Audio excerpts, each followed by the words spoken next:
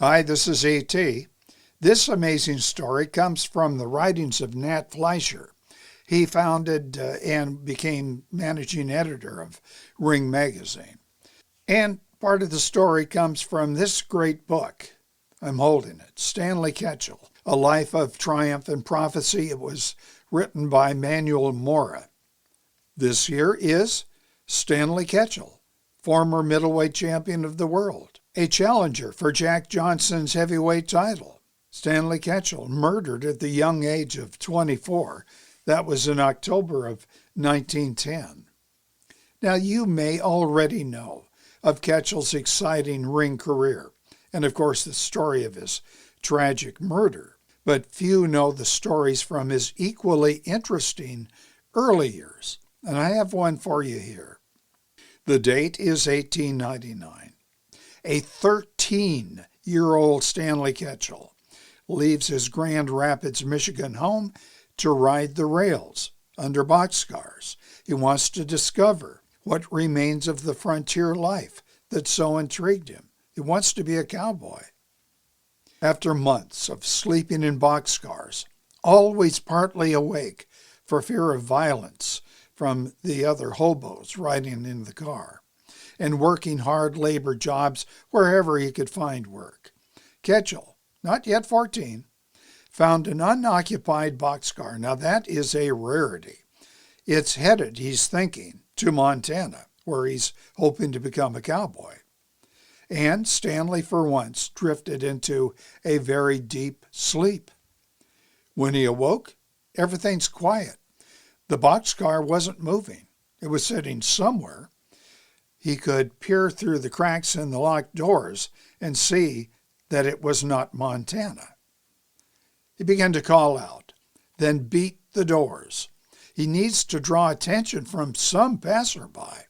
But the car is detached from the train. It's sitting now on a sidetrack some 3 miles from any depot. It's awaiting repairs, and he's figuring this out. And he knows that repairs take weeks, in some cases months or years. Stanley Ketchel, who we know feared no man and would later fight the most dangerous men on earth, at this point panicked. He described it later as the most horrific event that he ever faced. Now, he'd heard from other men riding the rails of bodies being found in cars like this one, dead from thirst or starvation. By the second day alone in that car, Stanley Ketchel, well, he was in serious trouble. His hands dripping blood from banging the doors. His voice from screaming is now hoarse, and he's seriously dehydrated. And he was, by his own account, able to only lay by the doors, occasionally calling out in a very whispery voice. He's desperate to hear footsteps from outside. And eventually, he did. Then he heard the lock rattle, and he saw the door open, and the car filled with light. He could see the outline of a large man, and then Stanley Ketchel lost consciousness. He woke up later on a sofa. It's in the home of a farmer, Edgar Landon, and his mother. Landon had carried the boy all the way to his homestead, and now both Landons insist that Stanley Ketchel remain there until fully nursed back to health. Well, it took about a week, and after that week was up, Ketchel again decided to go to Montana, and again by freight car. Only, as he pointed out, he's not falling asleep ever again.